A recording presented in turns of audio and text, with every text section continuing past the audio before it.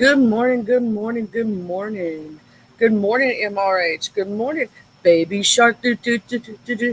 Baby shark. Good morning. How you doing this morning? I hope everybody has a good morning this morning and a good morning all mornings. I'm half asleep right now. I didn't go to bed till real late, which is not like me. Y'all know I'm in bed usually by no later than 10. Like that's usually the latest I stay up. I just couldn't fall asleep last night. I tried. I was laying there. I was tired. And I don't know if you ever been in one of those like, you did it again, and you on cloud nine. Hell yeah, baby shark.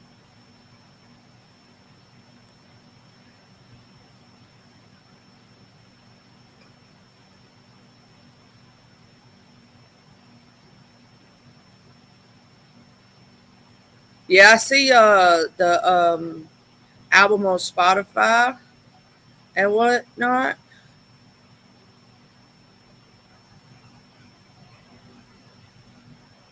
It's gonna be awesome. And then you got another one coming out. You got your album coming out. Yeah. Oh, you was late because you had a party to attend. Second album drop was last night. Hell yeah.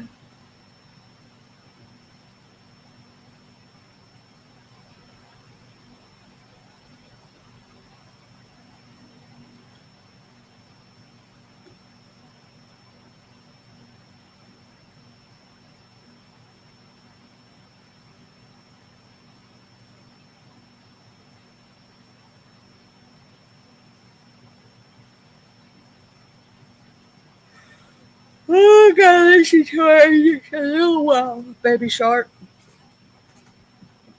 I got the link to testimony, I believe. Is that it? I'm gonna listen to it after the show and whatnot.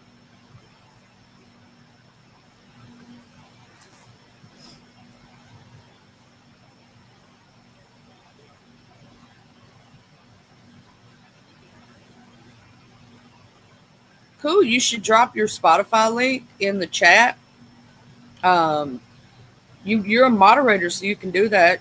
You can drop your uh, Spotify link in the chat, and that way other people can go listen to your album and shit. Share it out. Woo, woo. Where the hell is my damn?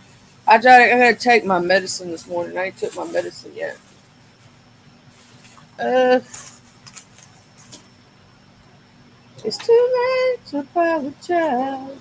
I don't know why now that song. Oh yeah, Arky played it last night while I was sleeping, and now it's stuck in my head.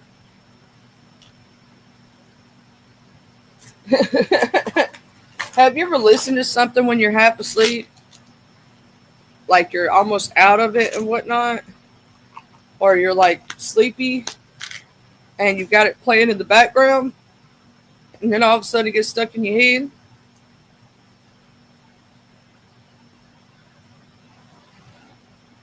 YouTube be tripping sometimes. Good morning, love. Sometimes YouTube be tripping.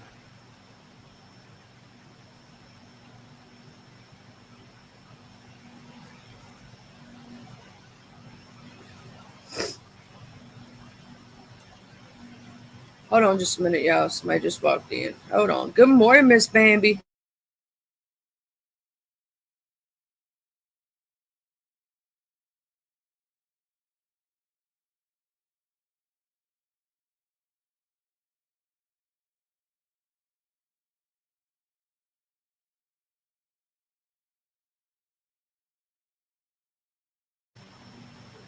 Good morning, my racing love. How you doing, beautiful?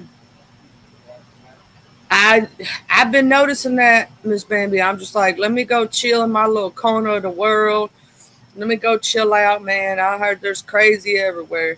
I'm like, dude, let me just go chill.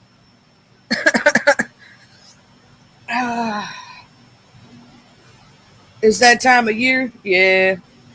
Hell, I think every day of the year, some people crazy asses. Do you think people get crazy during this time of year because it starts to get to where the veil is the thinnest and you know whatnot?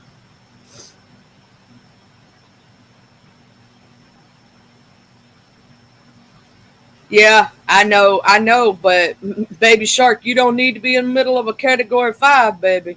That's like seeing the finger of God. You know, a tornado that's a F5. You don't want to play around with that. You think it's the weather? It's a variety of things. Yeah, you got to think about it's going from the sunny days to dreary days, right? The sun is setting earlier. There's less sunlight, right? I think some people, their crazy comes out when that happens. You get what I'm saying? And if they're seasonal workers, they ain't working during the fall like that. They may be working a little bit during the fall, but not like they were during the summer. Um, and you got to add in a couple of instances, you know what I'm saying, of different things that happen during the fall season. With everything withering and dying, it could affect their mental health and it makes them more crazy. Because you know, some folks, they crazy. It does. Lack of sunshine. And you don't know what's crazy? We actually get vitamins from the sunshine. It is proven that a few minutes of sunshine every day actually does change your mental health.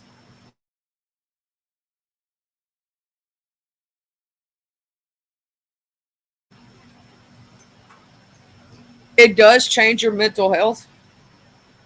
A lot of people actually go through um, depression during uh, fall and winter. A lot of people actually go through it because less sunlight seems, it's just, you know what I'm saying?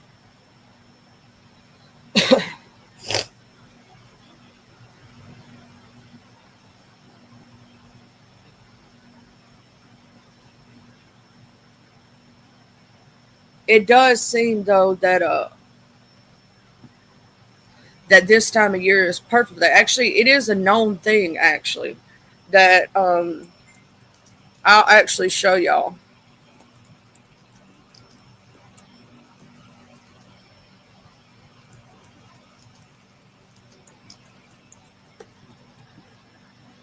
And that's why they actually have people, you know, in Alaska where they have so many days a night and whatnot, where they have that time period where it's nothing but night. They actually have people go out and check on people because people are notorious in Alaska during that time if they don't leave to actually off themselves, and they actually make liquor illegal during that time. I don't know if y'all know that because of the lack of sun and the fact that they have so many days a night. They actually try to basically take away their ability to buy alcohol because alcohol actually makes depression worse. A lot of people don't know that alcohol actually makes depression worse. Um, so the different drugs. So the suicide rate is very high in Alaska, and during that time of night, they try to take that way.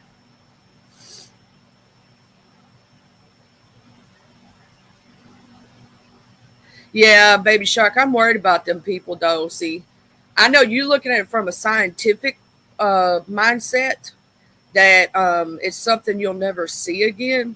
But I'm looking from it from a destructive standpoint. I'm looking from the loss of life standpoint. I'm looking at it from the after effects that's going to happen because of it. Right. I understand though with your scientific brain and loving to chase storms, where your brain is coming from is something you'll never see again. Yeah, Miss Danny. It is crazy. They try to do that. That's why a lot of the alcoholics, actually, Miss Danny, during that time, try to stock up before everything closes, if that makes sense, because they actually close down a lot of their stores, a lot of the things, and a lot of people aren't open during those 40 days a night or how many ever days it is. Hey, Arky. Had fun with you last night, beautiful. Like always. And it's called SAD, seasonal affective disorder. The actual there is an actual diagnosis and real thing that happens during this time of year. Um, and it is called seasonal affective disorder, called SAD. Seasonal affective disorder is a type of depression that is related to the changes in season. SAD begins and ends at about the same time every year. If you're like most people with SAD, your symptoms start in the fall and continue into the winter months, snapping your energy and making you feel moody. These symptoms often resolve during the spring and summer months. Less often, SAD causes depression in the spring or early summer and resolves during fall or winter. The treatment for SAD may include light therapy, phototherapy, psychotherapy, and medications. Don't brush off that yearly feeling as simply a case of winter blues or a seasonal funk that you have to tough on your out on your own. Take steps to keep your mood and motivation steady throughout the year. Symptoms. In most cases, seasonal affective disorder symptoms appear during late fall and early winter and go away during the sunny days of spring and summer. Less commonly, people with the opposite pattern have symptoms that begin in spring or summer. In either case, symptoms may start out mild and become more severe as the season progresses. Feeling listless, sad, or down most of the day, nearly every day. Losing interest in activities you once enjoyed. Having low energy and feeling sluggish. Having problems with sleeping too much. Experiencing carbohydrate cravings. Overeating and weight gain. Having difficulty concentrating. Feeling hopeless, worthless, or guilty. Having thoughts of not wanting to live.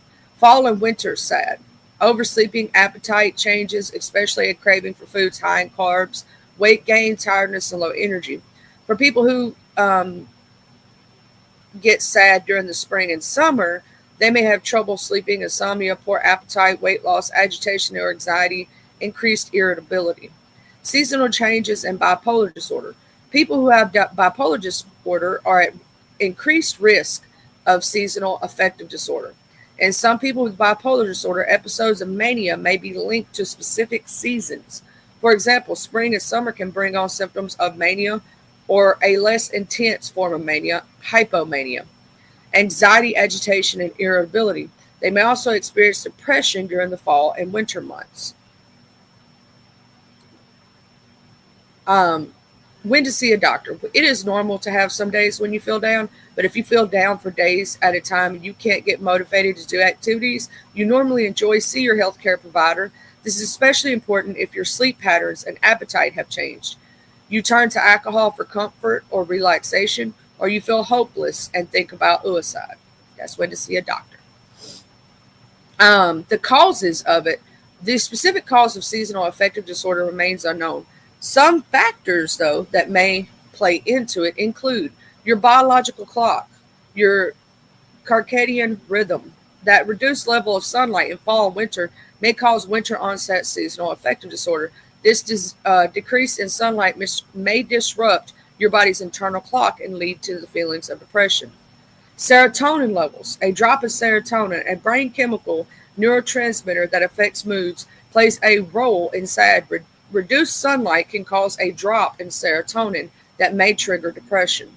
Melatonin levels. The change in season can disrupt the balance of the body's level of melatonin, which plays a role in sleep patterns and mood. Risk factor. Having a family history, having major depressive disorder or bipolar disorder, living far from the equator. SAD appears to be more common among people who live far north or south of the equator. This may be due to the decreased sunlight during the winter and longer days during the summer months. Low level of vitamin D. Some vitamin D is produced in the skin where it is exposed to sunlight. Vitamin D can help to boost serotonin activity. Less sunlight and not getting enough vitamin D from the foods and other sources may result in low levels of vitamin D in the body. Of course, the complications are social withdrawal, school or work problems, substance abuse, other mental health disorders such as anxiety or eating disorders, suicidal thoughts or behaviors. Prevention. There is no way to prevent the development of SAD. However, if you take steps early on to manage your symptoms, you may be able to prevent them from getting worse over time. You may be able to head off serious changes in mood, appetite, and energy levels, as you can predict the time of year in which these symptoms may start. Treatment can help prevent complications, especially SAD, if diagnosed and treated before symptoms get bad. And I think that's the end of that. Yep, that's the end of that right there. I had to read that to y'all. That actually happens.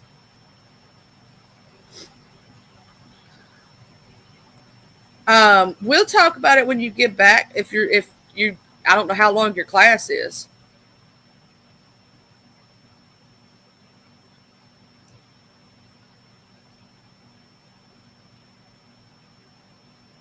Huggies, beautiful Arky. I hope you have a good class, love. But I'm going to tell you this time of year is time for depression. I'm going to tell you something else, Arky. When you live with an autoimmune disorder or a pain disorder every day, depression itself is going to hit you. Because sometimes you get days of being tired of having to deal with this bullshit, tired of having to put up with this. Why do I have to live this way? I'm not a bad person. And so you go through those highs and lows and those dips and those, you know what I'm saying? Sometimes you just get tired, if that makes sense. You know what I'm saying? Sometimes you just get tired. You literally get tired of having to deal with the bullshit. I know, Arky, how you're feeling, and I'm going to tell you something. I deal with a pain disorder where I feel pain every day of my life. When I wake up, from the time I wake up, and this started because of an accident, a bus accident. I was a kid on a school bus from the time I was 15 years old, and I wake up every day in pain, constant. Never goes away. Always there. Just gets worse as I get older, right? Sometimes you get tired of feeling that way, and you get tired of being broke. You get tired of being this. You get tired of it. And it just fucking pisses you off. At the same time, it depresses you. It makes you sad. You go through all these different emotions. You know what I'm saying? And sometimes people don't understand unless they've been through it. Like in the situation you're in, you've never been down before like this in your life, right? And sometimes it feels like, how the fuck do I get out of this fucking hole? I'm stuck between a rock and a fucking hard place. I've tried to dig my way out. There ain't no digging my damn way out. I'm fucking tired of this. I'm tired of struggling. I'm tired of this bullshit. You know what I'm saying? But there will come a time that you're so sick and tired that you eventually do climb your way out. I promise you. One way or the other, you climb your way out.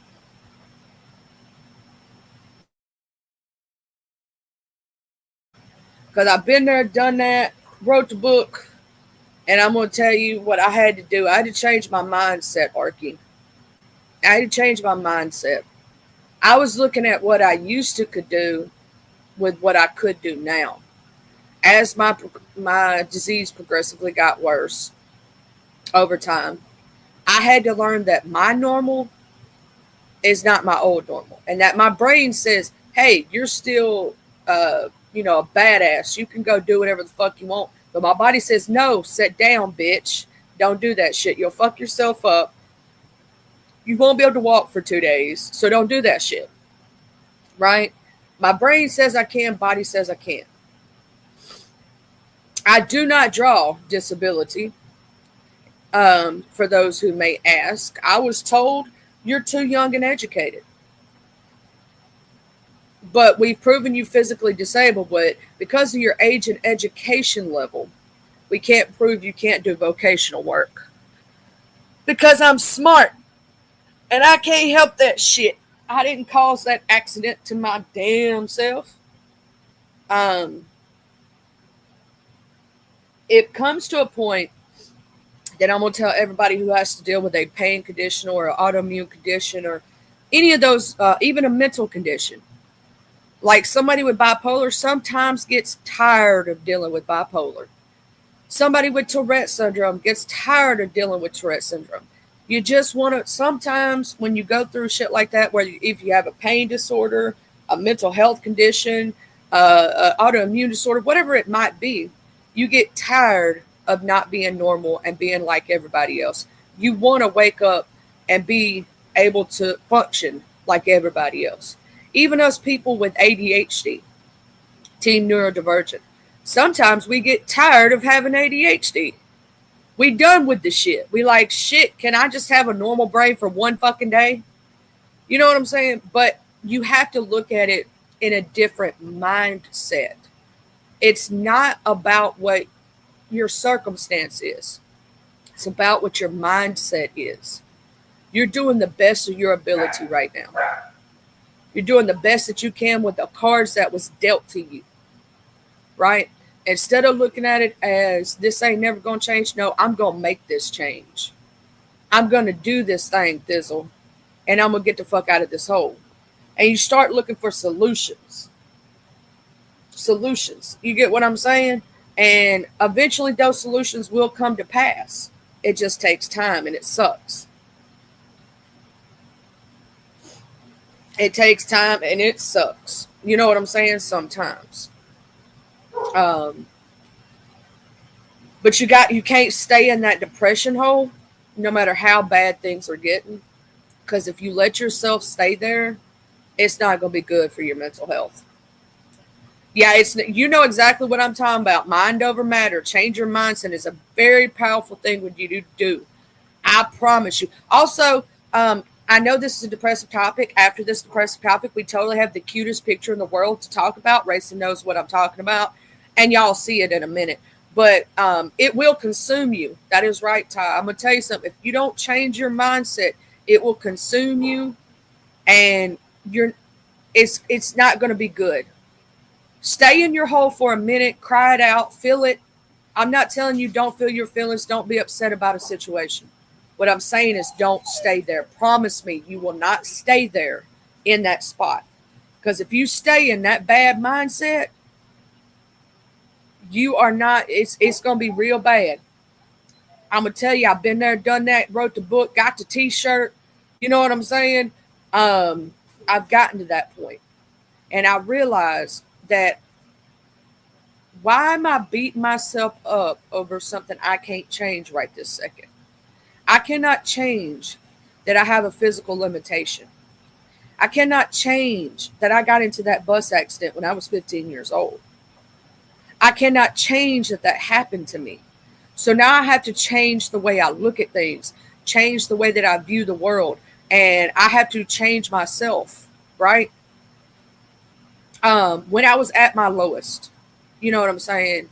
When I was at my lowest point in life, I realized that it wasn't about changing my circumstance per se. It was a little bit, but it was mostly about changing my mindset about what I was going through. You get what I'm trying to say? I had to realize I had to swallow my pride. My pride, which is a huge thing for me. Hey, Jixlyn. Also, it was so cool seeing you on panel after I fell asleep, girl. I went back and rewatched. I was like, oh my God, that's my Jixlyn. Okay. Anyway, so let me explain it like this. When I went through that lowest point in my life, right, I had to change my mindset. I had a roof over my head, a bed to sleep in, and I had food in my stomach. Even if it was food I may not have wanted per se, right? It was still something. And I had to learn that I had to be okay with that. Right? And it could have been worse. It can always be worse. That's what you have to you have to get it through your head that you're in an okay situation. It's not where you want to be. Your mind says you want to do something else. Your mind says, especially if you're used to living better, and it hits your ass, because that's what happened with me. And you have to get in that mindset of it could always be worse. I have clothes on my back that are clean. I can take a bath. I can wash my ass. I can shit in a toilet. I have food in my stomach and a roof over my head. And sometimes you have to lower your pride to ask for help. There are food banks. There are many different charitable organizations that will help you when that happens. See, when my ex left, regardless if somebody likes to say that, oh, uh, your dad and you, whatever. No, I had an ex baby daddy. When he left, I had a child to take care of by my damn self. I had to pick myself up, and the way that shit happened, you know what I'm saying? I had to figure shit out, right? I had to figure shit out. I went from having income to no income. So I had to figure that shit out. I figured that shit out. You know what I'm saying? Hey, my Dr. Creole sis, I hope you're feeling good, beautiful. But when you deal with an autoimmune disorder, when you deal with mental disorders, when you deal with anything that you consider out of the norm, right? You have to learn to live with it, learn to deal with it, and learn to move forward with it. You have to accept, like, let's say you were healthy all your life, then all of a sudden you got an MS diagnosis, or a lupus diagnosis, or a fibromyalgia diagnosis, and it hits you in your young years. Your brain says you can do it. Your body says sit the fuck down. I'm going to tell you, you have to listen to your body.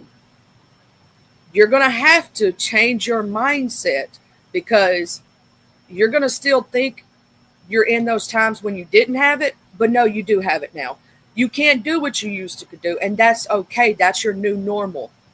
You have to start to change your mindset that your new normal is okay. That your new normal is okay, because you will beat yourself up that you can't do what you used to could do. I promise you. It will go to a point that you will get mad at yourself, because here's the thing. Your body may change. Your physical disability may change, right? But your mental stays the way it was. So therefore, you got to learn to change your way of thought process. Let's say you get diagnosed to bipolar disorder later in life. Never had it as a kid. You were fine all those years. All of a sudden, something came up. You got anxiety, PTSD, or something, right? Something happened. And you're not used to dealing with it, right? You got to change your old normal to your new normal and be okay with it. Because if you think you can do what you used to do, realize that's not you're a new person now. You almost have to look at yourself as a new person and kind of separate yourself from the past, because that's never going to be the truth. Like, I had to swallow the fact that I couldn't go into the military like I wanted to. I had to swallow the fact that a lot of the dreams of the things that I wanted to be when I grew up, I couldn't do because of a bus accident that was out of my control. I was a 15-year-old kid. It took away a lot of things. Now, it basically caused me to have problems in my neck and my back, right? And I could not pass a physical. So if I would have wanted to go into the military or the police academy, which I did want to do, I actually wanted to go through the channels of being a police officer, then making it up to a judge, and then be in the judicial system. That was actually my ultimate goal, was to stay a cop for a certain amount of time, then move my way up through the judicial system, all the way up to the Supreme Court. That was one of my dreams. The other dream was to go through the military and, go through training to be in the special operations unit. But obviously, when you can't, you have those kind of back conditions and physical conditions, they won't clear you. You get what I'm saying? They won't clear you to be able to do that. So I had to change the fact that things were taken from me. Do you know how hard that was? Like, I had sat there and cried for days because I realized the dreams I had for myself, I had to change those dreams, and it hurt my heart. like really broke me down, and I had to build myself back up. See, when you go to your lowest, you have to build yourself back up, one brick at a time. If you look at it like you're in a hole, right, and you dug your way into the hole, to get out of it, you have to build that. The word I'm looking for, somebody help me in the chat, please. The thing you do to get up on the roof, you know, the thing with the rungs. Why is the word right there on the tip of my tongue? I hate when that happens. Ladder. There we go. You have to build the rungs of that ladder back up to get out of that damn hole. Right? You got to build the rungs of that ladder to get out of that damn hole. But you can do it. It just is it's not going to be easy. You're going to have fallback moments when you slide back down the ladder. You're going to have moments of, why me, Lord? You're going to have moments, I want to throw shit. You know what I'm saying? Like, you're going to have those moments. And that's okay. Don't beat yourself up about the moments or feel bad about them. You just got to keep climbing and keep looking up. Don't look back. Keep looking up. And I'm going to tell you, sometimes you have to swallow your pride. You have to do things that you normally wouldn't do. Like, let's say you're used to working your entire life. And let's say you actually have to file out for disability.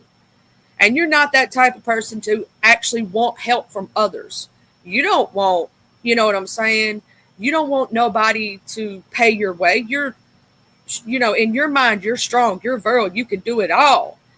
Sometimes you have to swallow that pride and take that help, because your new normal isn't your old normal. You know what I'm saying? You can get yourself out of any situation. It just takes time. It's going to suck while you got to go through it, right? But you can do it. Hey, Miss Heidi, good morning. Thank you, Jexley and Love. And there is a light at the end of the tunnel. People think there is no light and there's no end to the tunnel, but there always is. And I'm going to tell you, Jexlyn, when I was at my lowest, you know how much I leaned on God, and every time I didn't think I would make a way, I did. Every time I thought it was hopeless, He gave me hope.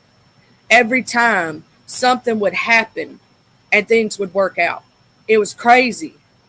Like, it was crazy. Every time I thought it wouldn't work out, it always did. Something came along. Something always came along. Every time I thought it was going to be the, you know what I'm saying? But I'm going to say this. If you're in one of those holes, if you're in one of those moments, you can get out of them. It just takes time. Sometimes it takes you being fed up and tired of dealing with the bullshit. Just like Jex with that situation. You had to get tired of that, didn't you? 6 years, hell yeah, Jexlyn. I'm so proud of you. I'm so proud of you, baby. I'm so proud of you, because heroin is not an easy drug to throw down. And if you were from the time you were 14 to 40, that's a long time to have an addiction. And that you're a strong ass individual for climbing out of that hole, right? You climbed out of that damn hole. You saw the sunshine, and you don't want to go back to that hole. You don't want to slide back down. What people like, even with, let's say, addiction, right? You have to get tired of dealing with it. Sometimes you got to get tired of yourself, tired of your own mindset to change it. Sometimes you got to get tired of a situation to change it. When you get tired and good and tired and you don't want to, you will find a solution. I promise you. Your brain will work in ways you never thought it would. When you get good and damn well tired or something, you're going to find that solution that helps you. Even if you don't think you will, because it may not be time right now for you to get that solution. You may need to stay in the situation you're in for whatever reason. But there will come a date that you will get out of that situation, even if you think there is no end date. There will be. And I'm going to say this right now. If you're dealing with a disability that's actually debilitating and you can't get a regular job, don't just file out the paperwork yourself. Get a disability lawyer. Even if they're going to charge you money, here's the thing, they're going to help you get those damn benefits, and they'll tell you if you got a case or not, because they're not going to waste their time or your time. Because they know the more cases that they get to go across, the more times they get paid. Because a disability lawyer does not get paid unless your case actually goes through. I don't know if you know that, but a lot of disability not doctors, but lawyers do not get paid unless you get paid, which means that unless you get your disability. So they're going to work hard for you. They're going to make sure you have a case. They're going to make sure that you actually are disabled before they even go through all that bullshit of filling all that paperwork out. They're going to want to look at your doctor's notes. They're going to want to look at what your doctor says, have all your proof and all that shit. Don't play around, go do it, because there are certain people you cannot help if you get a debilitating autoimmune disorder. You cannot help if your back got broke while you were at work and you were doing the damn thing thizzle. You know what I'm saying?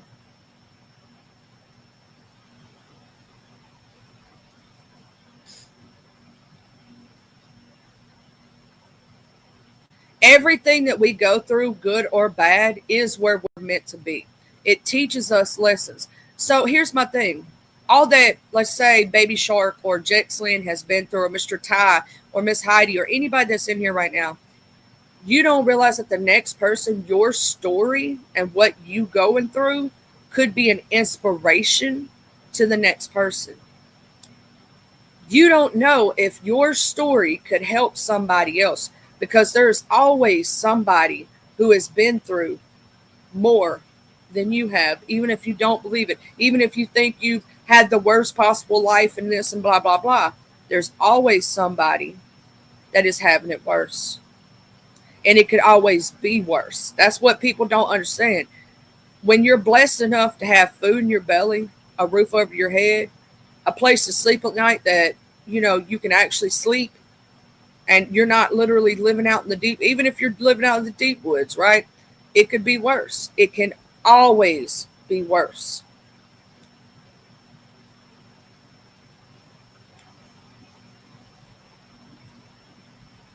That's what look at Ty, rare brain disorder diagnosis 3 months after dream job. Went from being a caregiver to having to change my entire life. Been through all of this and fight every day to stay positive. See, that's what I'm saying. That's what people don't understand, Ty.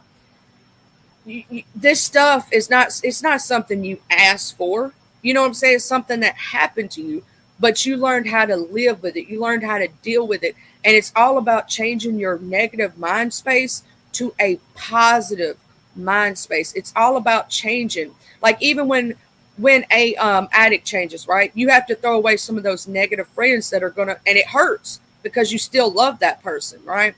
Even though they have an addiction. Sometimes you have to turn away from those good time buddies because you know that you will slip up and use again and you want to change. So you know you can't even hang out with the same people and you have to start all over again. You have to start all over by finding new friends, finding new things to do, new hobbies, because if you do the old stuff, you're going to slip back into the same pattern, the same routine. You know this, right? It's all about changing your mindset, changing the things around you that mean you no good. And sometimes you have to swallow your pride, because pride is a big thing with a lot of people, and reach out for help when you need it. Because a closed mouth don't get fed. Now, does it? Sometimes you have to swallow your pride. And pride is a big thing with a lot of people, because trust me, I'm very prideful. And I'm going to tell you, most poor people that I know, or people of lower circumstance, they are the most prideful people that you've ever seen in your life. Their pride is through the roof. That's the one thing they got control of, the one thing they own. You know what I'm saying? It's their pride. They don't want to admit that they're having it hard. They don't want to admit that they need help. You know what I'm saying?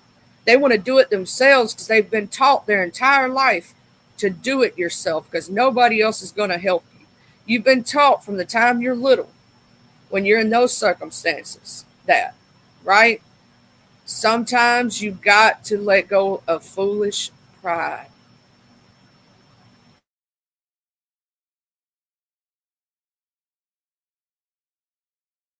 You know what I'm saying? So it's all about changing. Even when if you go to mental health therapy, right? They're going to tell you it's about changing your mindset from saying I'm not enough to I am enough.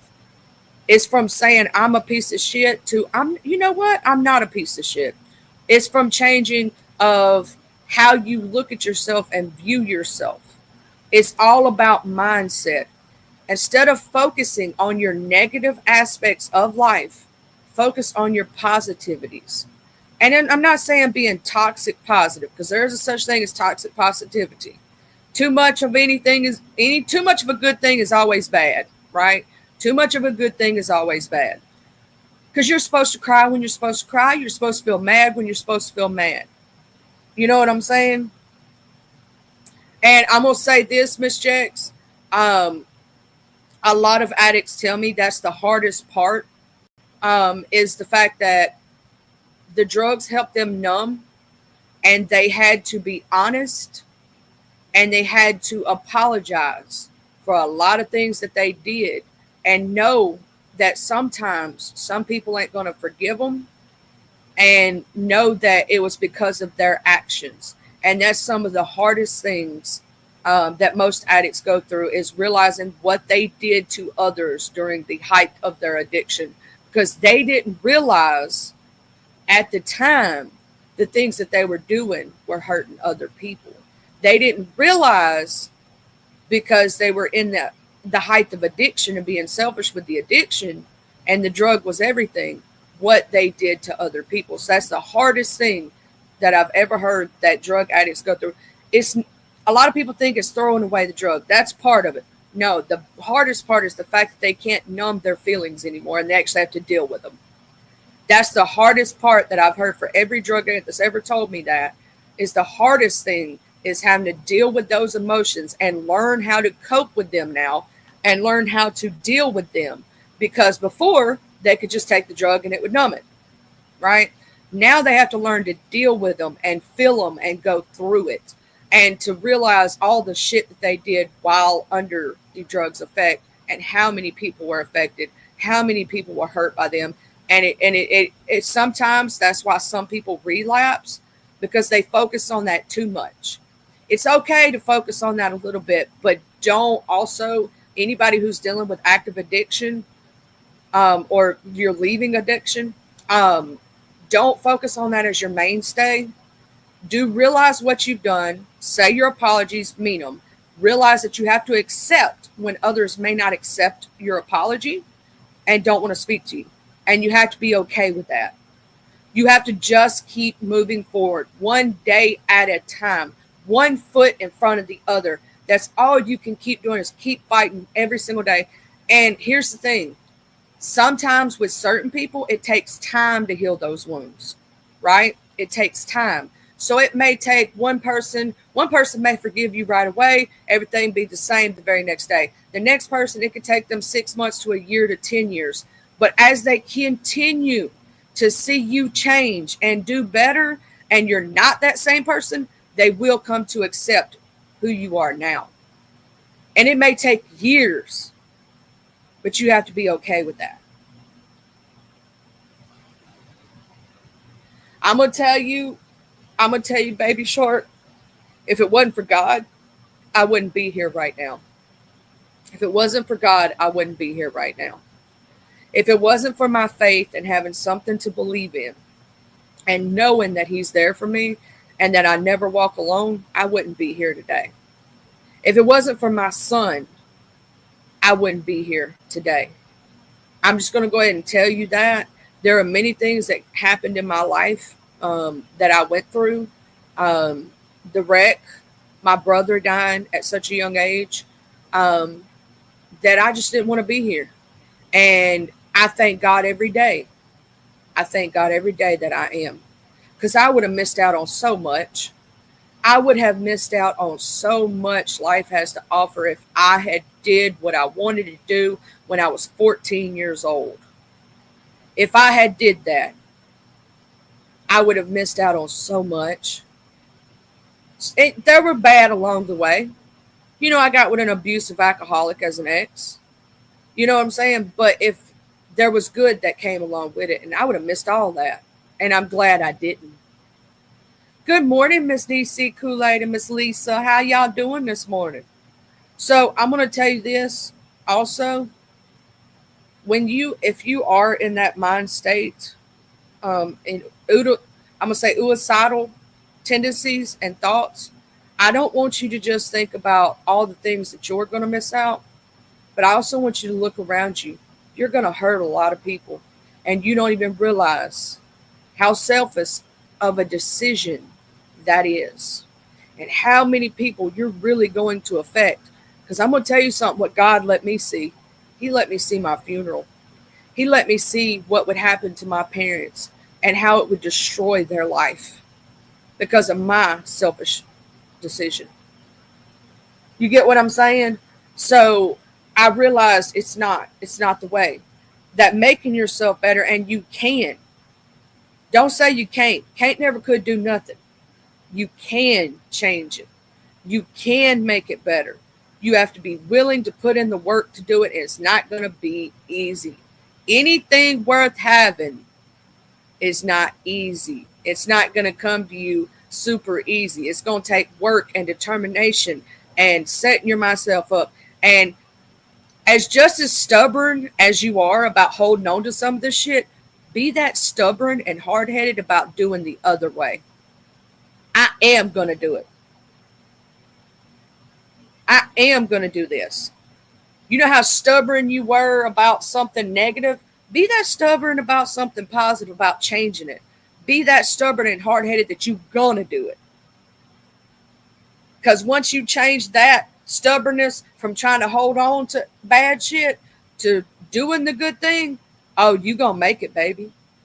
Hey, Mr. William, it's all about changing mindsets.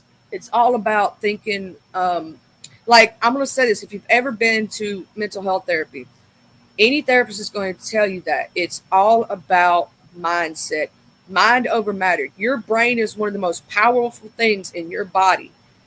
And changing that mindset will free you. Stop giving a fuck about what people think about you, what people say about you. It ain't none of your fucking business. Stop giving a fuck about that shit. Just be you. Be happy and be you. Because I promise you, there's going to be people that don't try to people please. There are going to be people that come in your life that you ain't going to know but for a season. There's going to be somebody else that comes in your life, you're going to know them a lifetime. There's going to be somebody that's going to be there for a day or two. And you got to be okay with that, right? It's about not just going with the flow of life, being okay on your normal days, on what I call your baseline days. You're not happy, you're not sad. It's not a bad day, it's not a good day. It's just a day, right? It's just a day. Be okay. That's your normal. Be okay with your normal. Not every day is supposed to be the happiest day of your life. Not every day is supposed to be the saddest. If you didn't have the baseline, look at it like this. If you didn't have the baseline, how would you know what a happy day is? And how would you know what a negative day is? A bad day. And how would you appreciate the good days? See, when you're okay with your normal, your baseline, you appreciate those good days so much more.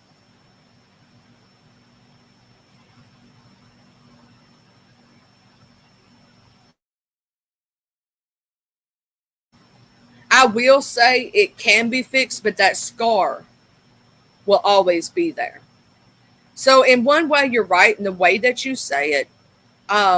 It's like you have a scar, okay, baby shark. It's like somebody cut your arm, right? And it keloided, and you have that scar right there for the rest of your life. That scar is always going to be there. Even if it heals, it'll always be there, right? It'll always be there. But I want you, when you think about that scar and you think about her, instead of looking at of why, because that's the number one thing that most people ask themselves, I want you to look at, you know what? God gave me that time with her. It might not have been as long as I wanted it to be, but I did get some time, and I know what true love feels like because of her. So if I ever did decide to look for true love again, I know what I will accept and what I won't accept. Even when you go through a bad relationship, right? Let's take it on the other side of the coin. The other side of the coin, right? Then you know what to look for not to ever want again, correct? And you know what life has to offer. You look at every experience as a learning experience, good, bad, or indifferent. Also, nobody can ever take away your love for that person, your memories, your like the things that y'all went through, your life experiences. You get what I'm saying?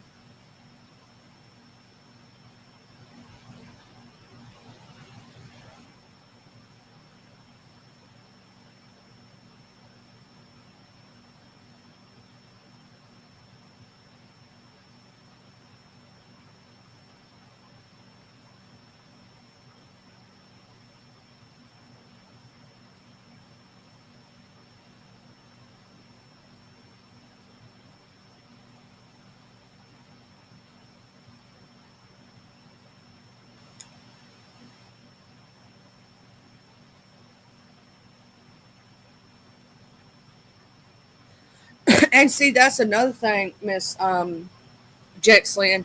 Y'all might not have been ready to be together at the time that you wanted to be together, but now it's time. See, everything comes in its own time in life. Sometimes you're like, why didn't I meet this person sooner? Maybe things would have been different. You can't change the past, you can only live for the future. You get what I'm saying? And you have to look at it as I wasn't ready yet.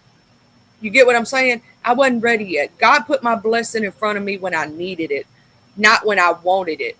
Because sometimes when you know the song Unanswered Prayers, some of God's greatest gifts are unanswered prayers. Some of the things we pray for, we don't really need, at least not at that moment. And He knows us better than we know ourselves. And sometimes He don't put that in our way until we need it. Because what we want, sometimes we don't always need. And He goes, no, no, it ain't time yet. If you get it right now, it's not going to work the way you want it to. I'm going to make you wait a little while. I'm going to make you wait a little while. This is when you should really get it. I know you better than you know yourself. Sometimes we pray for things that we really don't need. And God don't listen when we pray those prayers sometimes. Or if He does listen, He does it in His own time, not when we want it. I'm going to say that I am very true. Yeah, Garth Brooks. Go ahead, Rayson. Look at Rayson. Okay. Since we had our, we've had a little strong. I just want to show y'all something cute right quick because it's adorable. Our beautiful racing stars, had something show up to her house last night. Y'all gonna love this. It's so cute. Hold on. Uh, why does it keep wanting to? This image file.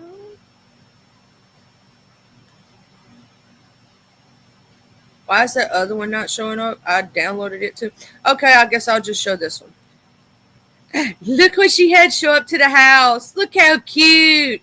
You see the little baby? See the little baby? Hey, she's so adorable. Hold on. I don't know why the other one didn't show up. I'm gonna go over here to my email and I'm gonna click on it, put it in another window. So cute. Hold on. We're gonna show the other one too. Hold on. I gotta open and I gotta show my email to show it. So cute. Look at that little baby. Hold on, I'll show you another picture. Hold on. We got another one. It's so cute. Wait, it's this little banky and it's so adorable. Look at that little baby. Do you see that little baby? Look at that little baby. Oh, so happy and asleep.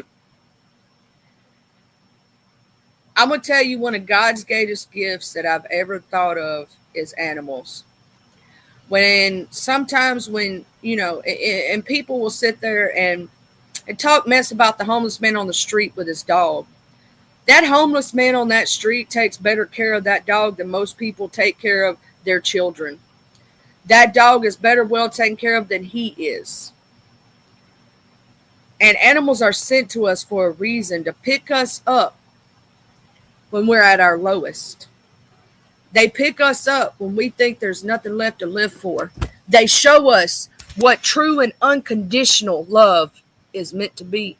And sometimes animals choose us as their owners. Most of the time they do. So, Rayson, this baby kitty that came to you, it came to you for a reason. I don't know what the reason is yet, whether she's meant to spread joy, come to you for a little while, or to stay with you forever. But it's kind of cute how the story went. You know what I'm saying?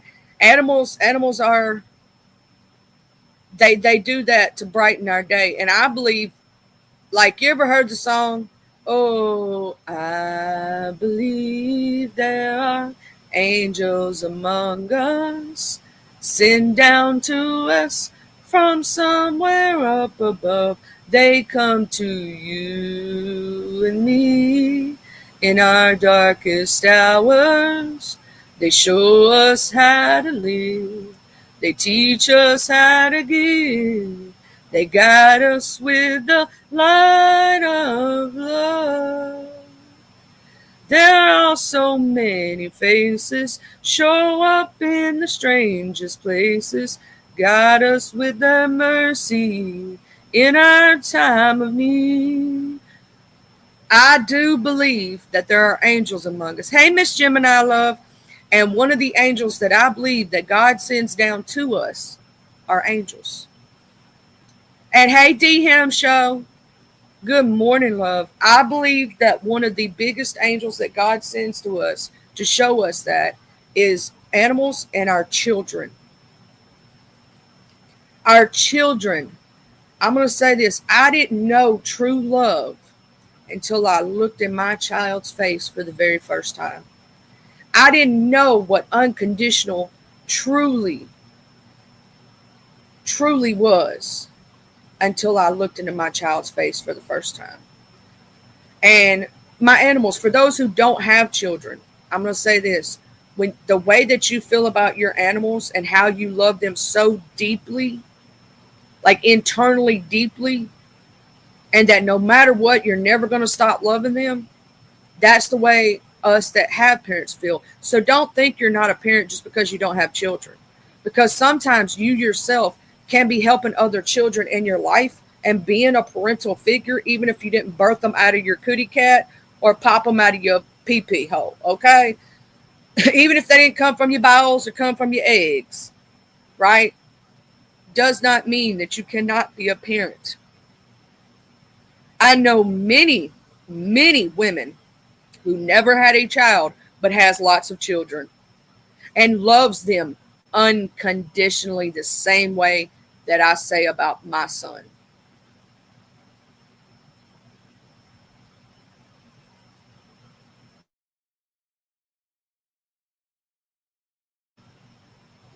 It's historic not life for us. It's historic life for us. Steady cribbing. I don't know why, Ty, but Stork Life kind of made that song go through my head. I don't know why. My God, today. Not the pee-pee hole.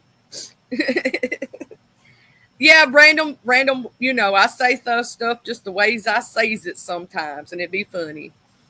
Don't mind Ty. Ty's just over there twerking in the corner. So y'all don't pay attention over there. That's the twerk corner. So they just be over there. Get it. Pop it. What? White booties matter too. Little booties matter, y'all. Don't be hating on the little booties, the medium booties, the big booties. The ignorant booties, which I always wanted one of them. I want an ignorant booty. You know, when I say an ignorant booty, that booty just don't make no sense. I want an ignorant booty that don't make no sense, just knocking over shit with your ass. I don't know why. Also, I would never have a BBL though, because I heard those bitches stink, and I can't do stanky smells. I can't do it, y'all. I can't do it. I cannot today do that. No, sir, no, ma'am.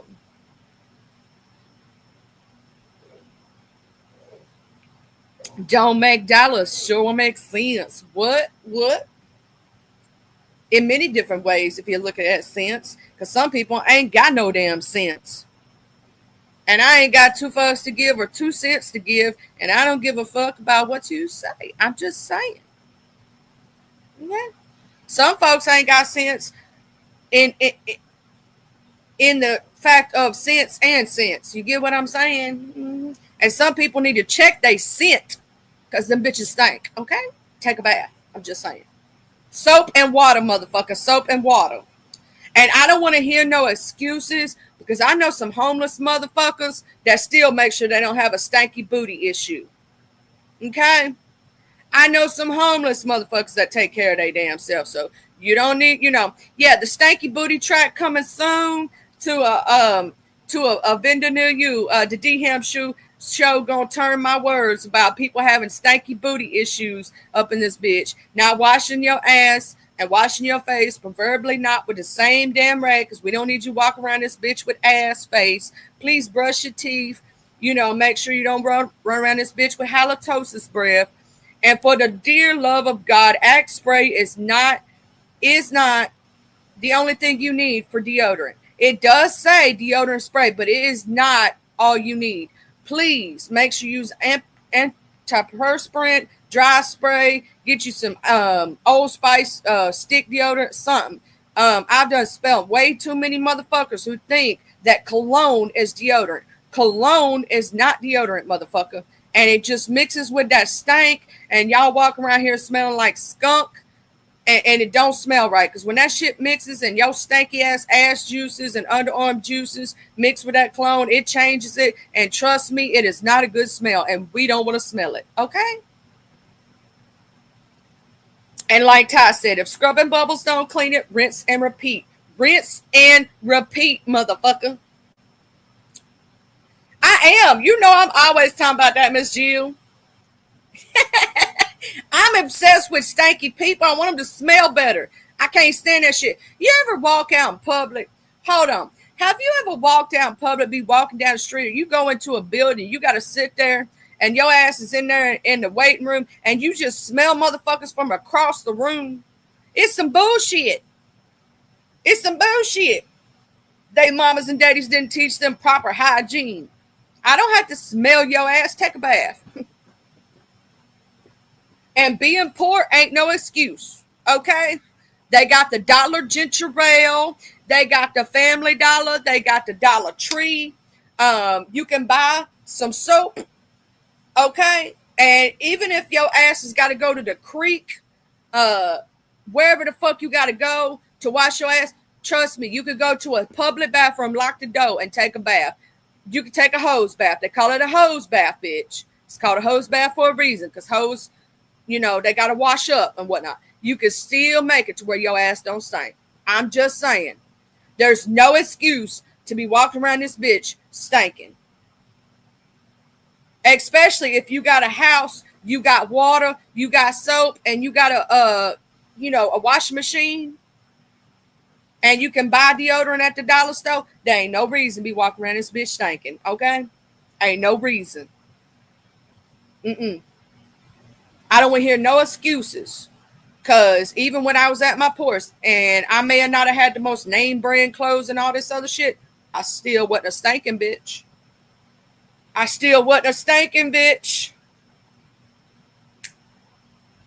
I may have had some holy clothes and holy shoes, but those bitches was clean, motherfucker.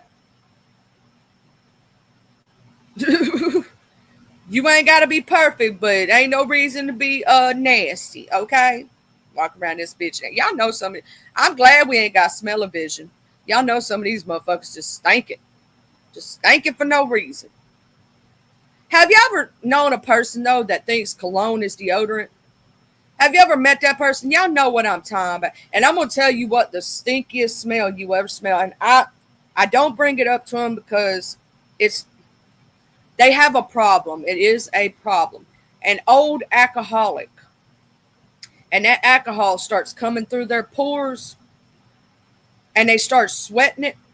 I'm going to tell you that is the awfulest smell you will ever smell in your life. One of the awfulest smells. It'll make you want to throw up. But, like, I don't sit there and, like, try to put down the alcoholic because I know he's going through an addiction or she's going through an addiction. But it permeates on their skin. I'm going to tell you that smell make you want to throw up. I've smelt it. I knew this older gentleman. He was a good man. Don't get me wrong. He was just an alcoholic. So I didn't ever, like, put him down or do none of that. You get what I'm trying to say? But it's, oh, child. If you ain't never smelled that old drunk smell, Jesus. I'm going to tell you what, the only time it's a shame in a game, though, is when you can change circumstance. It's like, when your kids and stuff, little children bad about passing shit on to each other, like headlights and all that shit. It's not a shame to get it. It's a shame to keep it. It's like if you live in an apartment complex and your next door neighbor 3 doors down sprays for bugs and those bitches come to your house. If you don't do nothing about it, that's a shame. You should spray too. You feel me? You feel what I mean? Take care of it. It's not a shame to get it. It's a shame to keep the shit. It's not and I'm going to tell y'all something for y'all who have kids that are going to school, especially if the school system's bad about that shit. They got this thing called Fairy Tale Spray. It's called Fairy Tale Spray. You can get it at Sally's Beauty Supply and shit. It's made out of natural smells. It'll keep your kids from getting head lice. I don't know if y'all know that. It's got citronella in it and some other shit, and you just spray it on the hair. For some reason, bugs don't want to fuck with it. I don't know. But that shit works. I'm just letting y'all parents know that who got little big kids going into school and shit. Because y'all know they be passing germs and swapping it like it ain't shit. But if you think about it, it's because kids don't think about shit like that, right? Kids don't think about other kids having bugs. Little kids don't think about another kid being sick. They don't think about spreading germs. They think about, I just want to play. That's all they fucking know. Also, I'm getting tired of the world trying to take away a child's innocence. Let children be children. If they want to play with a Barbie doll, if they want to play with a Tonka truck, if they want to climb a motherfucking tree, if they want to play tag, if they want to do whatever they want to do, let them be children for as long as they can be and innocent as long as they can be. Because this world's going to slap them upside the head before they know it anyway. Let them be innocent as long as they possibly can be. I'm just saying, I'm getting tired of these motherfuckers trying to change. Leave kids alone. Let them be kids. They ain't got to worry about grown-up situations till they grown up. Let them be children. Protect your children. Do what you're supposed to do. Let them be kids for as long as they can be. Because we all know, we're all grown-ups. Life hit the shit out of us, didn't it? Adulting sucks. So if you can let your kid be a kid as long as they possibly can be, let them. Let them be innocent. Because I'm going to tell you this. If I grew up in today's world versus when I was a kid, child, I was a tomboy as hell when I was little. I was climbing trees, beating up little boys, playing cops and robbers. Boy, I was playing with my Tonka trucks. I'd rather have those than I would buy those. My life would be different in today's society. They would have tried to tell me when I was a kid I was something I wasn't and tried to change who I was. That wasn't who I was. They would have tried to fill my head with all kind of bullshit. No, let kids be kids. And don't tell little boys that can't play with baby dolls. Don't tell little girls that can't play with talk trunks. Just let them fucking play and have fun. Don't try to take your adult bullshit and put it on the children. Let them be children. For as long as fucking possible, because that innocence will be stolen from them before they know it. Also, right now, I'm going to do something. I know I have some people that may not be believers of God, but whatever you believe in, if you believe in anything at all, right now, what I want to do is I'm going to do something because it's in my heart to do so. I want to say a prayer for Jamaica. And I want to say a prayer for Haiti and all them people over there having to deal with all that stuff. So I'm gonna ask those who do believe to bow your head at this moment. Dear Heavenly Father, we know that a natural disaster is fixing to hit these people. Dear Heavenly Father, right now we ask to give them the strength to be able to deal with this. And dear Heavenly Father, we ask you to help them get out of the storm, to help them find shelter, and to deal with the after effects that's going to happen with this. Dear Heavenly Father, we ask that you cover them and that you save as many lives as you possibly can. We ask that you cover them with your strength and your loving arms and protect them to the best of your ability. I know that you may not be able to save everyone, dear Lord. And I know that natural disasters are natural disasters. But, dear Heavenly Lord, I pray that you give everybody strength also. I'm going to add in something here to deal with the coming days with all this shit that's fixing to happen in America. The stuff that we're fixing to have to deal with because of a crazy government who gives no fucks about us little people. They don't really care about us little people. So, dear Heavenly God, we pray that things don't go crazy, people don't start shooting up their neighbors, and that it doesn't cause a lot of mess, and people come together actually and help each other out and love each other up versus tear each other down and ill each other, dear Lord, because we don't know what's going to happen when somebody loses their last hope in life and the government took it away from them. Dear Heavenly God, we're going to pray that we all become united. We stand together and don't let them tear us apart and tear us down and turn this world upside down. Dear Heavenly Father, we pray for those who need you more than us right now. We pray for those people who need your strength more than we do. And in your name, we're going to thank you for everything you do give us and all the blessings you bestow upon us every day. The fact that we woke up this morning and we're breathing, dear Lord. I want to thank you for every year that our beautiful Jex Lynn, every year that she's been sober. I want to thank you, dear Lord, that every day you give us with Mr. William, that he's feeling better and he's getting to watch his football and he got over that damn sickness. And dear Lord, I want to thank you for baby Shark and his amazing children and the fact that he made it through some of his hardest times. And dear Lord, I want to thank you for Ty and Arky and every person racing, every person that is in this chat right now. I want to thank you for their presence, the fact that they're here living, that they're breathing, and that they're making it, dear Lord, every day. Thank you, dear Lord, for all that you do. And in your name, we pray. Amen. Had to do my prayer, y'all. Had to do my prayer. Because I thank God every day that I'm alive and I'm here, and that, hey, y'all come up, show up, and we just have our conversations. A darn commercial, Mr. Williams. A darn commercial got you. Well, I mean, I get paid when those commercials come up. It ain't but a few cents, but dear Lord, I guess he supposed he was going to let me get my 2 cents.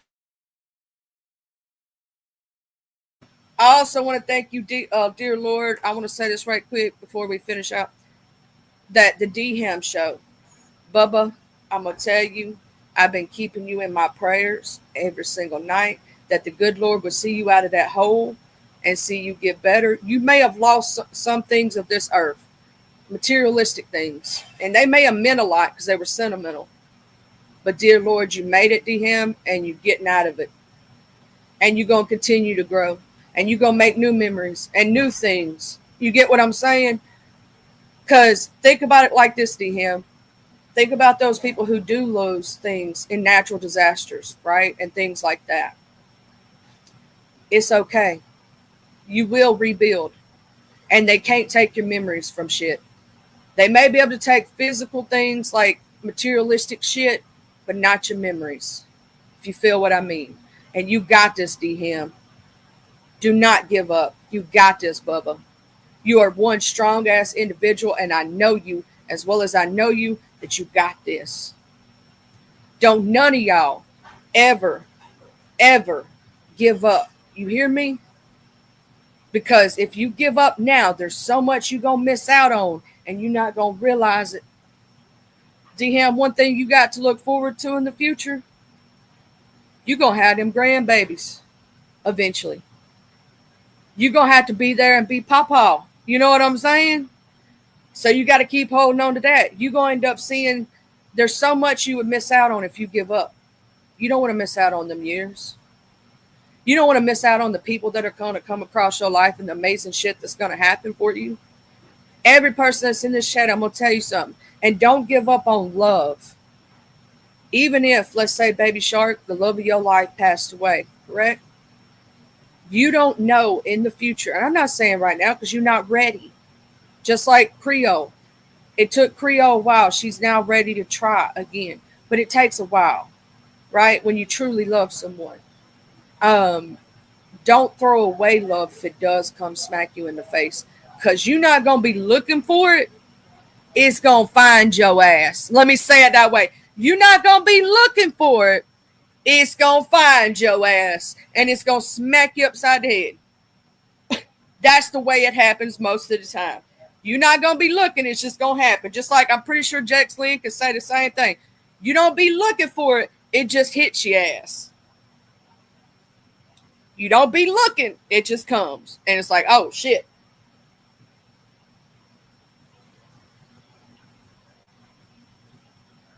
You know, D-Ham, that I've always got you in my heart and in my prayers. Always.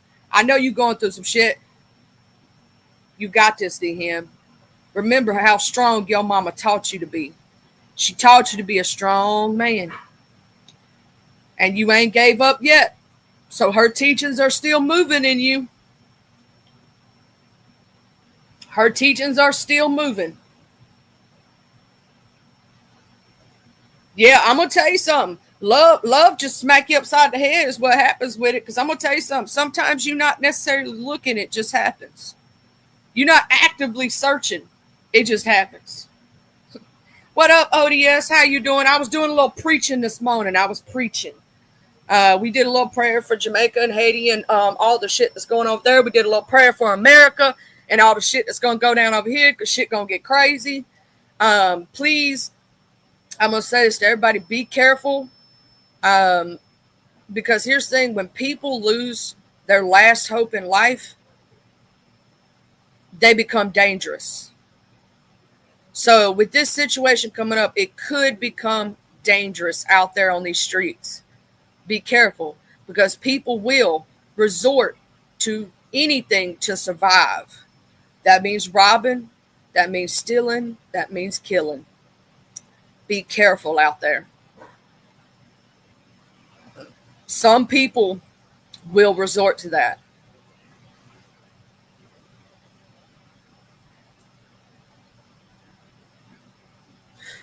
Your man was spending a few nights when it was early on because his friend needed a place to sleep, and the jerk is still there and he never left.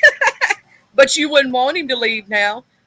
Tell him, Twister, you know that. Twister, you're like, shit, I can't get rid of him now. I like him too much. But it always hits you. Love always hits you when you least expect it. Like you be sitting here, you won't even be looking sometimes. You ain't looking for love. You ain't trying to actively seek it out. It just goes plop. Oh, what the hell just happened here? Shit. You know what I'm saying? You get smacked upside the head. Have a good day at work, D-Ham love. Many blessings, Bubba. You got this.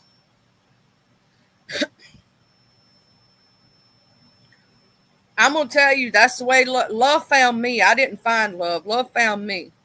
We found each other through there. I'm going to say this. If it wasn't meant to be, we would have never found each other. He's all the way in New York. I'm all the way in Mississippi. We would have never run up on each other in real life if it wasn't meant to be. I'm going to tell you that. We're from two different worlds.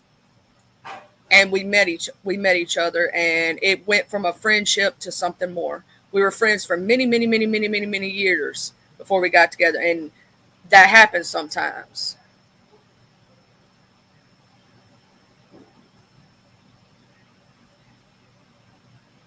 I think everybody's like that, Twistardo.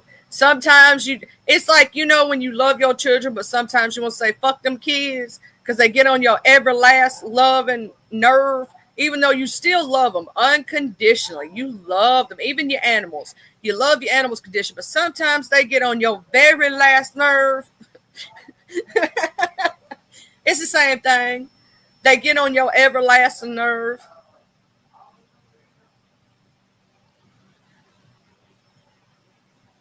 I'm going to say that is very true, Baby Shark. Life is always worth living, no matter what you think, no matter how bad you think it's getting. Because you never know what tomorrow or the next day may bring. And if you give up now, you're going to miss out on so much that you could have, you could have seen. So much that you could have met and done, and all the good memories. See, not every day is going to be a happy day, and that's okay. Some days just going to be a day. It's just another day you live, and you should be okay with that because you lived that day. And I'm going to say this, I'm not ashamed of getting older. I'm not scared of it. I'm not going to try to hide my gray or my wrinkles because you want to know why? I'm proud of it. Shit, I made it another year, another one, and I made it. Every damn scar on my body, I'm proud of that scar because that made me who I am today. This fat roll on the bottom of my stomach that people like to make fun of, that right there came from pregnancy, and I survived it and I almost died. So I take that little roll of fat, and I'm going to tell you something, I praise it because that roll, without it, I wouldn't be here. I'd be dead in the ground right now. So yeah, you can make fun of that little fat roll I got at the bottom of my stomach. It's skin I'll never be able to get rid of because of pregnancy. You can't tighten it up. There's no getting rid of it. Surgery's the only way. And I'm not having the surgery because then that would remove and remind me of what I went through during that pregnancy and how I'm a miracle from God. How I went into complete liver failure and I made it back from it. So baby, there ain't no shame or nothing you can say about that because I know where that came from. Every scar on my body, I know where it came from. And I know where I'm going.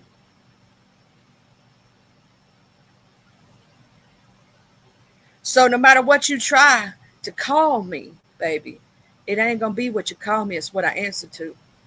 No matter how much you try to push me down and kick me down, it's not going to work. Because I know who I am. I know where I stand. And I know what God gave me. See, a lot of people that try to do that to other people is because they're extremely unhappy and they want you to be where they're at that moment. And beauty is only skin deep. That's true, Mr. William. Because tomorrow we could all get into a something and be scarred, be like, all over our body and shit. You know what I'm saying? Beauty is only monetary. It only lasts for a little while.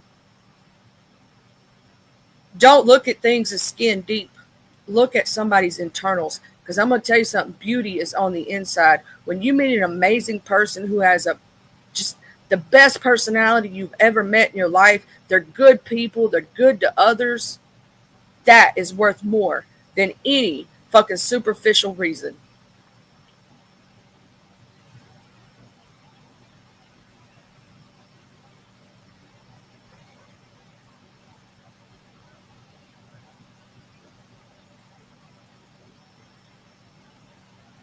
I will say that grief isn't linear and it comes and it goes.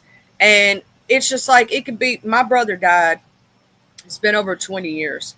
He died in 2001, before 9/11. Um, and there are some years I'm good and I still miss him.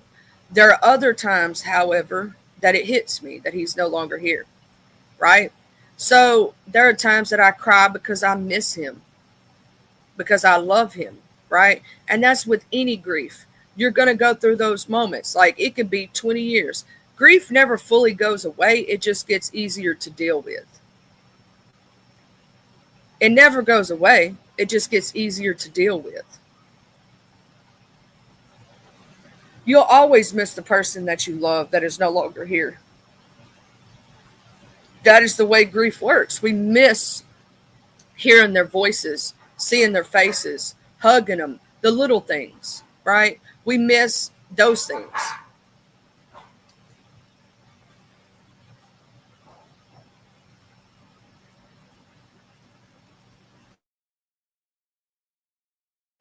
That is true, Twistar.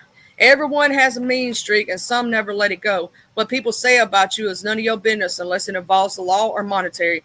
Not everything is worth the energy of fighting. That is very true. And some people ain't worth it because here's the thing, they'll never change. They've set in their ways, they've shown a proven pattern. What does it do? They want that attention from you. They want you to fight them back. Why give it to them? That's what they want. But why are you giving it to them? You're feeding into their delusion. Some people, that's the only way they feel important. You want to know the best way to combat a person like that? Don't give them the energy they want from you. You get what I'm saying? Don't give them the same energy they want. Do the polar opposite of what they want of you. It'll piss them off more. You'll hurt them more. You want to know how to fight a narcissist? Don't give them the attention. They want that attention. Don't give it to them. They ain't worth it. You're going to piss them off more by not saying nothing at all. Take about a week or two and just sit there and talk about normal shit and waste their time as they're watching your show, trying to get information, right? Trying to do this, trying to do that. You're going to piss them off more by not saying nothing at all. Be talking about the sky's blue. They're going to be mad as hell. It pisses them off more when what they say doesn't affect you and it doesn't change other people's opinions of you, because that's what they want. So they want to try to ruin your life, but it never does. I'm going to tell you all this. Don't be afraid if you are going to become a content creator about being doxxed. It's going to happen. Point blank period, just saying. But don't let it rule you. Don't let it fear you, and don't let it bother you. Because really, what is it doing to you? Ooh, somebody knows what your house. They ain't going to show up. They too chicken shit. You get what I'm saying? So don't let it bother you. And if people talk shit about you, let them keep talking. They just giving you free promotion all day, every day. Don't let it affect your spirit. Don't let none of this shit on this internet ever affect your spirit. It ain't worth it. It ain't worth your time. It ain't worth your energy. And it ain't worth it affecting your mental health. And they not worth it.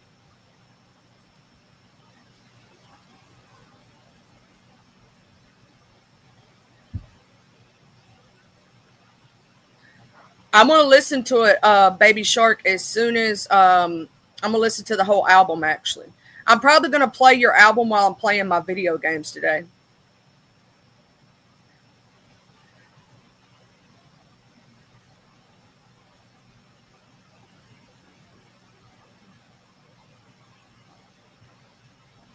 Yep. I'm going to say that to a star. I give myself a moment to grieve. I go listen to my sad song. I cry for a minute, and then I go listen to my happier song or my song that uplifts me, and I get out of that grief. I give myself a moment to grieve, though. You know what I'm saying? Feel my feelings. And then I don't let myself stay there. That's the point. When you're in a depressive moment or you're a grieving moment, it's not staying there. Don't stay there. Let yourself feel it, but don't stay there. Don't wallow in it, because it's going to fuck your life up if you do. I promise you it will. Don't stay there. Visit, but don't stay.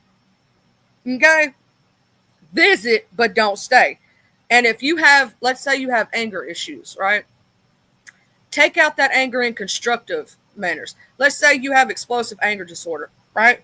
There's a way to deal with that. Get you a punching bag outside.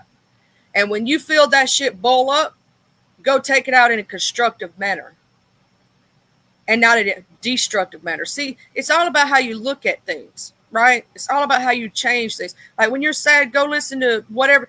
Like if you have, because everybody has a coping mechanism, even if you don't know it. For some people, it could be music. For some people, it could be video games. For some people, it could be sports events. For some people, it's usually creative of some kind. Some people like to do crochet. Some people like to do crafts. Some people like to paint. Some people like to write poetry. Some people like to do, many different things. It's usually creative for some reason. I don't know why. Some people also like to do physical activity. Some people like jogging. Some people like fighting. They like doing that. Some people like to go to the gym. You know what I'm saying? All those things. They can help change your do your coping mechanism. What works for you, do it. As long as you're not hurting somebody else. If it makes you happy, why the fuck would you change it? If you're not hurting yourself or other people, right? Why not do it? Makes no sense not to. Common sense. You know what I'm saying? I do know that common sense ain't so common no more, but, that's side the point. So that's what I'm saying. Work out until you done being mad. Change your focus. I'm going to tell you something. If you're ever real angry and you work out, you punch that punching bag till you tired, that anger, it'll dissipate. Because once you get tired, the anger goes out the window. Now you're ready to go take you a good relaxing bath, put you some Epsom salt, some bubble bath in a big bathtub and lay down in it with your candles and your soothing music. I promise you'll feel better the next day. If you're ever sad, turn on the saddest music or TV show that you can think of. Watch it, cry, ugly cry. I don't mean the cute cry. I mean ugly cry. As ugly as you can think about. Let it go. Then I want you to not stay in that ugly cry. Turn on something, however, that makes you happy. Whether it be a funny movie or a funny song or a good uplifting song that just makes you feel better. And you're going to feel better. That's how you emotionally regulate. You can regulate and control your own emotions. You can. You see what I'm saying? You can do it if you find out what works for you. See, for me, it may be boxing that punching bag.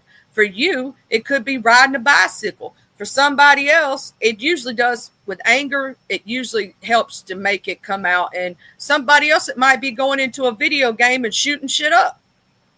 You know what I'm saying? Or punching somebody in the face in a video game. It helps them get the anger out in some way, shape, or form. For somebody else, it could be push mowing 2.5 acres of grass, because I know I've done that before. Physically wearing myself out to get rid of the anger, right? Physically wearing, that works a lot of the times. Find what works for you. Hold on just a minute.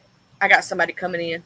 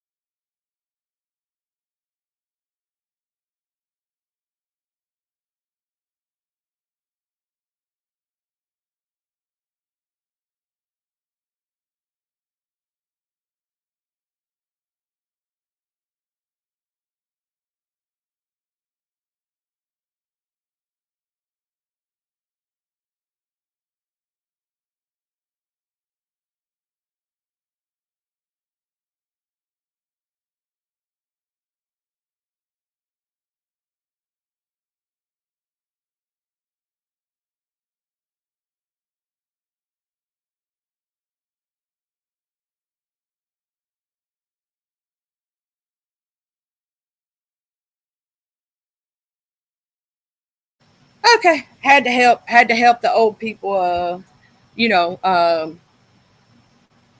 See, hey, Genocide Love, yours is cooking, crafting, and walking. Twistars is writing down how you feel worse. Also, journaling is a really good thing. and helps you get through emotions and really works out. I'm going to tell you this: if you have a decision that you need to make, right, and you're flip floppy on the decision, one of the best things I've told other people is to make a list. Okay, on one side of a paper, have all the good things about that decision. And on the right side, have all the bad things if you decide to make that decision, right? And outweigh your pros and cons. It's called a pros and cons list, right? And that can go for a lot of things. I'm going to say this: one of the best things to do sometimes, like let's say, I'm going to give an example. Let's say you were SA'd as a child. Let's say that's a thing for you. A lot of people don't realize how much hurt and pain comes from that, and how much trauma from childhood trauma that happens. What I tell people to do is write down those situations, journal your pain, right? Then I want you to write a letter to the abuser and all the things you wish you could say to them. Then write a letter to your younger self, forgiving yourself and telling younger you what older you wish they could say to you, right? And write a letter to all those that are involved. Like a lot of people don't realize you hold a lot of resentment and hurt towards your parents sometimes because they didn't protect you or they may have not understood. I want you and be truthful. I mean, truthfully honest with yourself in those letters. You don't ever have to send those letters to anybody. You can keep them to yourself. You can burn those letters. You can tear them up. You can do whatever you want with it. You can keep them put back in that book forever if you so choose to. It helps to get your feelings out when you write them down. And be truthful. Be honest in your letters. No, Twistar, I'm actually just talking in general. So if anybody it does help, it might help them. I don't, this is not aimed at a particular person. It was just a, everyone, anybody that this may actually help. Like, let's say you were in an abusive relationship. You went through a domestic violence. Do you believe that you still have trauma from that domestic violence? Or let's say you had a narcissistic parent or sibling. You still have trauma from that, right? And the way that you work through trauma is write it down. Write down everything you felt during those moments. Write down the things that you feel now. And if you have something to say to somebody from your past, whether it be an ex relationship, ex friendship, ex family member, somebody, but you don't want to say it to them, write it down. Make a letter. Say all the things you always wished you could say to them. And be so brutally honest. You may cry during this process. It's not going to be easy, I promise you. You may feel anger, sadness, all these other things when you're doing it. But it's like a weight is lifted off of your chest when you let go and you release and you say it out. And I'm going to tell you another thing that's good for you. When you do writing therapy, read it out loud, even if it's just to a tree. Because when you speak it, when you write it, it becomes real for you. And it helps you process. A lot of people don't realize that sometimes we hold back things from ourselves and our own feelings and things we never want to say that we truly should say. And it makes us feel better to get it off our chest. You know how they always say forgiveness is not for the other person? It's not.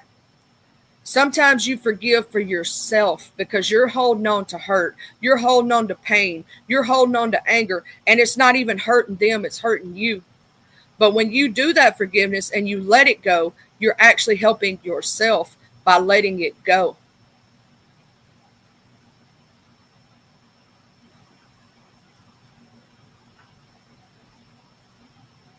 That's the way I'm going to say this, Twistar. I do that at least, I'd say every few months. I let the sadness come in and I deal with it and then I move on. Because that's I'm going to say this, the best thing you can do is let yourself feel. Don't bottle your emotions. That's the worst thing that you could possibly do. Don't bottle them up. Let yourself feel them, go through it, and get through it. Because in order to make it through something, you have to go through it. It's not going to be easy. It's like walking through quicksand. It's hard. But at the end of the tunnel, there's light. There's a goodness. And I'm going to tell you, when you stop giving a fuck about what other people think or say about you, and you start like really loving yourself and working through your trauma, you're going to feel a freedom you have never felt in your life. It's like the weight of the world has been lifted off your shoulders. I'm going to tell you that it's going to be freeing in a way that you will like. You're going to be like, why was I doing that to myself? Why was I doing this? Like, you're going to look back and go, why? Why did I spend all those years hurting myself internally, hurting myself mentally? Why? You know what I'm saying? It's going to hit you after the fact. You're going to be so much happier because you're releasing all that bullshit. You know what I'm saying? And you got to stop blaming yourself. There's a lot of people who blame themselves for things that were out of their control. There are people who blame themselves for things that there's no way they could have changed. And I know we wish we could, but not take blame when you are to blame, when you've done something to someone, when you've hurt somebody you love. Take responsibility, stand up. But when you did not do it, and someone that was a narcissist always made you feel sorry because they always said it was your fault when it isn't, do not take responsibility when you did not do nothing wrong. Say I'm sorry when you know you've done something wrong, when it's true. Be apologetic, change your behavior, be a better person, right? You're not always in the right, you're not always in the wrong. You've got to learn when to take responsibility. Let's say I went up to Twistar and I said, bitch, I don't like you no more. You're an asshole. And I was just saying some really fucked up shit, right? And then I felt bad about it. I'm in the wrong for that, not Twistar. I'm in the wrong for that. I did that. You see what I'm saying? Or let's say I go up and I just slap the shit out of Mr. William for no apparent reason. I'm in the blame for that, not Mr. William. So I have to live in that truth, right?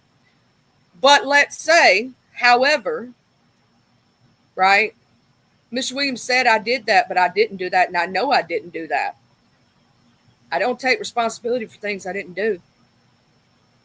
You see what I'm saying? It's all about knowing thyself, living in your truth, and being unapologetically you. You're already unique. You're already amazing as just who you are. You're an amazing individual. There will never be another you of this universe. There will never be another Mr. William. There will never be another Twistar. There will never be another Classy Colt. Never. Because nobody will be exactly like you and been through the things that you've been through. So you're already unique and amazing just the way you are. And if you don't like something about yourself, change it. As long as you're not hurting yourself or hurting others. Don't do something that's going to hurt you medically or take your life away. But let's say you're unhappy about something. And let's say you want to lose 5 pounds. Well, go lose them 5 pounds. What are you hurting? You're just getting healthy. You know what I'm saying? You're not hurting anybody. As long as you're not hurting yourself or nobody else, it's for the betterment of yourself. Also, don't feel guilty if it's harder for you to forgive. That is true. Just my thoughts. Don't feel guilty because it's harder to forgive somebody. And you have to come to that in your own time. Sometimes forgiveness is not going to be right away. Sometimes it takes years. Sometimes it takes time. And just because you forgive somebody doesn't mean you have to let them in your life again. Just because you forgive somebody does not mean you forget what they have done. And you give them clear boundaries on what you're not going to accept anymore for them. Does not mean you have to be best friends again. Forgiveness does not mean you take their shit. Okay? Just want to say that too. Thank you, Race and Love. Guilt is a B, and we have to learn to move forward. Apologize and move forward. Don't hold on to that guilt in your heart. You know what I'm saying? Because we make mistakes, and it's okay. Like, I made a mistake as a parent. I'm going to tell you this. I took responsibility for that mistake. My son, I'm going to tell you a story. So my son decides to lie to me one time. Once. He did something, and I asked him if he did it, and he lied to me and said he didn't. And I found out he did. So I sat down and I had a conversation with him. I said, let me tell you something. I said, when you start to lie, people don't want to believe you after your first lie, because then they're going to think you lie all the time. So the next time something came up, when he told me he didn't do it, I didn't believe him. And I kept accusing him. When come to find out, he didn't. I had to apologize and mean it, that I'm sorry for accusing you. And then I told him, I said, see, this is why we don't lie. I said, because you see how, okay, let me ask you this question. And he goes, what? I said, before that incident, before you lied to me, would I have believed you right away? He goes, yes. I go, now, since that incident where you lied to me, why don't I believe you? Because of that one lie, right? I said, now you see what happens when you lie. If you always tell the truth, I'm always believe you. If you always tell mommy the truth, I'll believe you no matter what. But if I catch you lying to me, it's going to make me question you, and I'm not going to believe you. So we had to have that real conversation, right? Sometimes, you got to have those conversations with people. You got to stand up. What I mean by that is, I apologize because I did something wrong as a parent. But I also explained the action, right? Not explaining it or excusing the behavior, but explained why, so that he could understand that if I don't lie, I'll be believed. But if I lie, it's going to cause doubt. It wasn't an I'm sorry, but, you know what I'm saying? It was I'm sorry. Let me explain to you why, so you can understand and won't repeat the behavior again.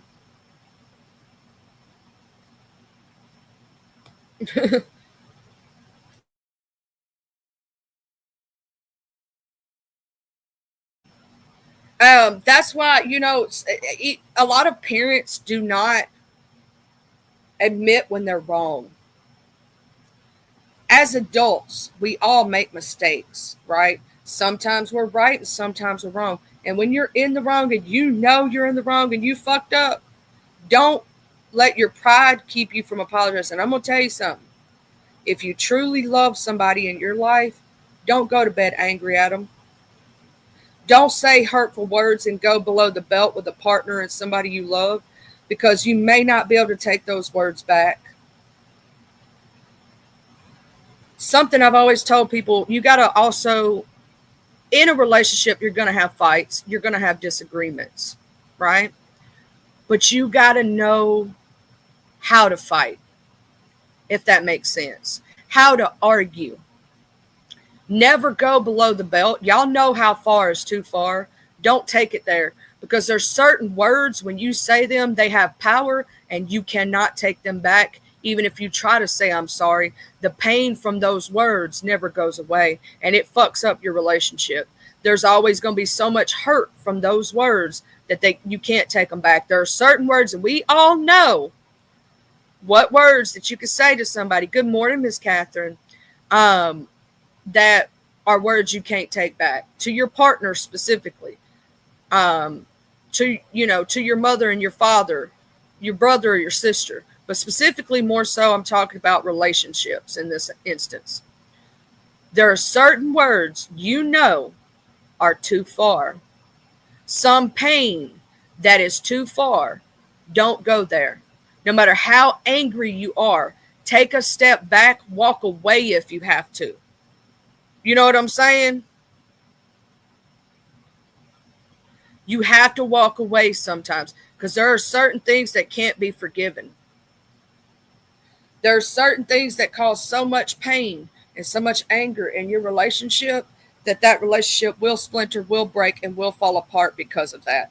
Communication is key in a relationship. And I don't mean y'all just talking, I mean y'all hearing each other, listening, changing behaviors when you're hurting someone you love, really having an open conversation to where you both listen to what the other feels and don't shut down the other person when they're trying to tell you how they feel. Let's say it like this. Let's say that me and my husband got into an argument over something penny ante, and I said something that was really hurtful. And then he came back with something hurtful. And now we're both hurt, right? When that whole thing could have been prevented. And when we're talking to each other, we're just saying how we're hurt, not listening to how we hurt the other person, not listening to what they're feeling and validating because their feelings are valid and so are yours. And sometimes in an argument, neither person is right. Neither person is right. The truth lies somewhere in between. So you got to learn not only to speak to each other, but to listen. Have those conversations, those deep, meaningful conversations. It will make it stronger. Be able to talk to your partner about any and everything. If you can't talk to your partner about everything, you've got an issue. Communication is the number one thing in all relationships. I don't care if it's a friendship. I don't care if it's a relationship, a mother, father. Communication.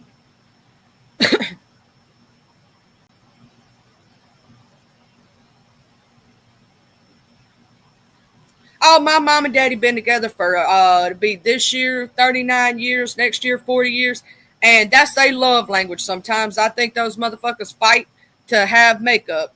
They fight to make up. I swear to God, I know some people like that. Y'all ain't really fighting. It's just the way y'all talk to each other. That's y'all shit. But see, y'all understand it, and it don't cause hurt feelings between y'all. That's just y'all's way. Everybody's different too. Everybody is different. Not every two relationships are going to look exactly the same. As long as y'all have that open communication and the love that is so deep, nobody can penetrate it. Ain't nothing going to happen. Hey, Miss Kimberly. Also, thank you for telling Just Read My Book that I was blocked yesterday because I was trying to tell her, but she couldn't see me. And I knew it was on her Google list because I saw my chats in chat and and everything. And it was from a long ass time ago. Miss Just Read My Book got mad at me one night and just blocked my ass. You know how she get angry at you if you say the wrong thing sometimes? She's like, all right, block, bitch. It was a long time ago. She thought I was uplifting the hood when I wasn't uplifting the bad parts. I was uplifting the good parts. Because just like there's good and bad and all in life, she got mad at me because of it wasn't even nothing serious, Miss Kim. It really wasn't. We were talking about, over at the hood table, we were talking about the hood, right? And she's like, you're uplifting the bad parts of the community. I said, no. There is good and bad in all. And some of the best people I've ever met in my life, I met in the hood. And there were some good parts, not anymore, not as much as it used to be. I mean, it's still a little bit the community of it all, the fish fries, the knowing, everybody and all that stuff. That was the good part. Nobody wants the bad shit. You know what I'm saying? That happens with it, but that's where I'm from. So it's like right now living in the country. There's good and bad in living in the country. Good part is I ain't got to worry about nobody breaking down my door and stealing shit. Bad part is if I need help, they pretty far away. You know what I'm saying? If I need to go to the store, that shit's far away. If I have an emergency, I have to call somebody. It takes them forever to get here.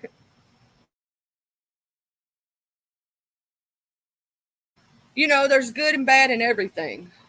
And just because I grew up in that doesn't make that my circumstance, my happenstance, doesn't mean that's where my mindset is. You get what I'm saying? I think all of us grew up in something. I grew up in the trailer park. I grew up in the hood. I grew up in the country. I grew up in the never really. I mean, the city a little bit. When I grew up in the hood and the ghetto, I was in the city. Then the country, was the country. But like, just because I grew up there, don't mean that defines who I am.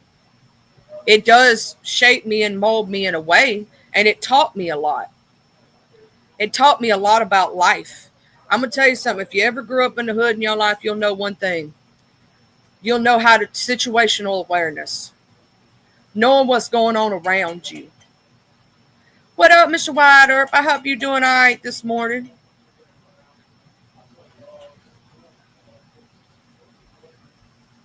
I hope that gets better, Twistar. I know what that's like. I had that issue years back when Katrina came through and fucked up my damn roof. It was a whole bitch. And then the insurance was being a bitch about wanting to pay for it. So it was an asshole whole thing that I went through for about a year or two before those motherfuckers would fix my damn roof. So I know exactly what you're fucking meaning. Mm-hmm. Now, if you live closer, I got an uncle that's a damn roofer and he knows his shit. But I know you a little far away. I'm in Mississippi and North Mississippi, but yeah, I got an uncle who's a roofer. He helped us when one time we had a problem. He got us in the dry. Hell yeah, same, Mr. White. It takes me about a good 20, 30 minutes to get there.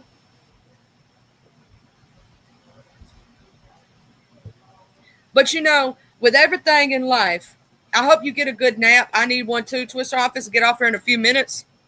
And my ass is going to try to take a nap. So if y'all don't see me for a good couple hours, it's because my ass is trying to take a nap.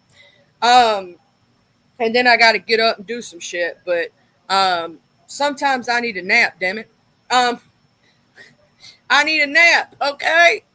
Naps are awesome when you're older, okay? When we was kids, we hated naps, just hated them, didn't want to lay down.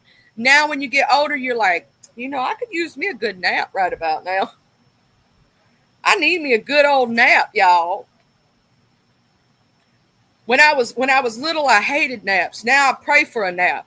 I'm like, dear Lord, baby Jesus, sweet baby Jesus, can I get a nap today, please? The only time you'll see me napping, I'll try to nap, but I really won't be able to nap because my ADHD says no. But if you ever see me really sleeping, like actually fully going to sleep, I'm sick as a fucking dog. Like really bad sick. Or when that time of the month used to come around, I get so anemic. Right now I take the shot, so I'm good. But I used to get so anemic that I would just pass out. May not have been a good thing, y'all. May not have been a good thing. Maybe I should have went to the doctor.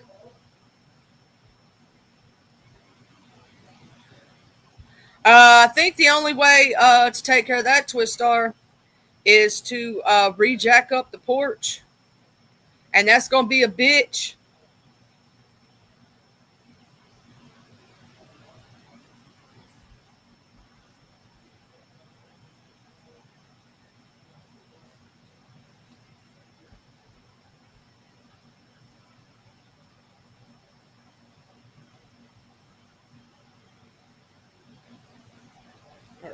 I got to look at something right quick.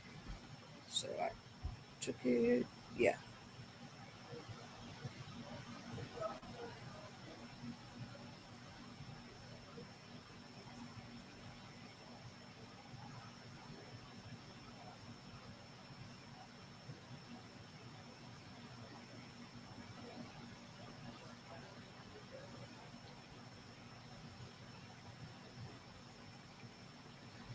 I know, girl. That's going to be. Now, I'll tell you something that works, Twistar, believe it or not, if you got a next couple of days of dry weather. That damn, not just tar. Tar works real good. But that damn rubber shit they show on TV? That shit really does work. Let me tell you something. I fixed the bottom of a boat with that shit. That damn rubber sealant shit. I put that shit on the bottom of a boat and that boat never leaked again. I swear to God, that shit works crazy as fuck, Twistar. That shit works though. That damn shit they show where they put it on the bottom of the boat and and the boat don't leak no more. That shit really does work. I got some, and I did it, and it worked. I sanded down the little spot. It was basically where the rivets go. One of the rivets, it was a metal boat. One of the rivets was leaking in the boat. Flex Seal. Thank you, Mr. White. That damn Flex Seal was fucking awesome. You could do that too, Twistar. You could plug it with a metal piece along the seam or whatnot, and you won't have that problem no more. You just gotta plug it with a metal piece or something. Mm-hmm.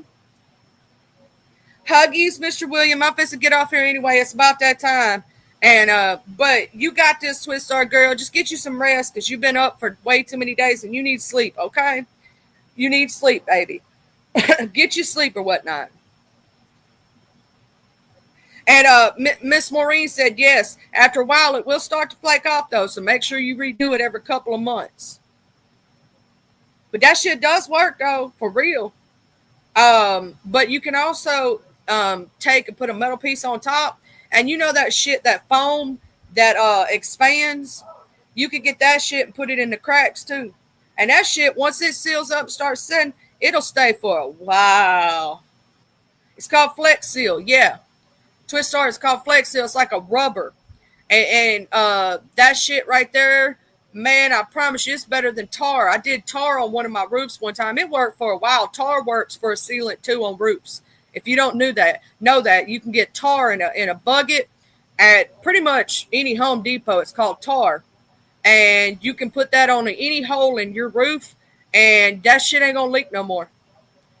That tar really does work. I did that. I had the old ass trailer with a metal roof, right? Old ass trailer.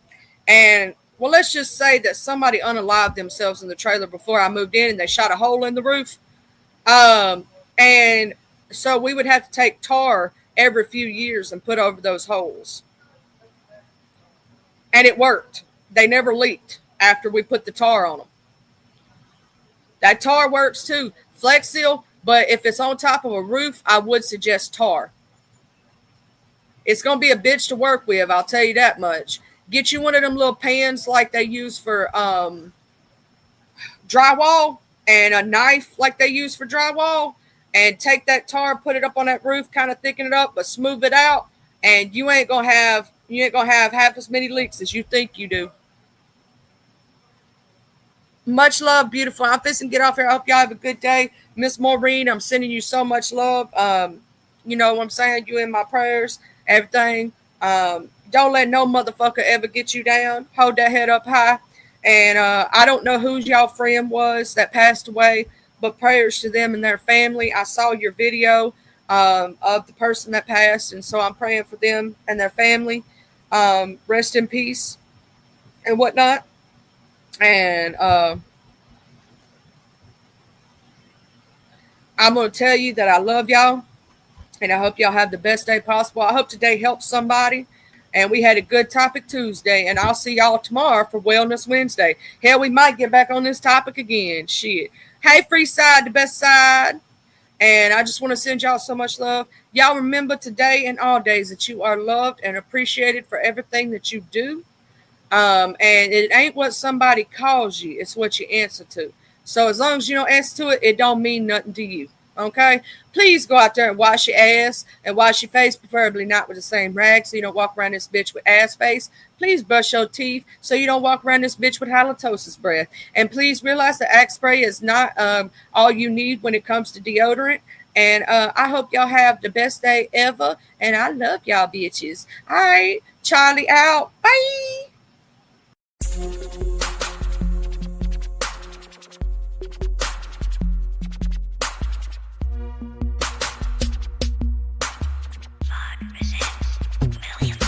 I'm from the T-U-B-E-L-O. I'm reppin' my hood, so love I'm gon' show. From the T-U-B-E-L-O.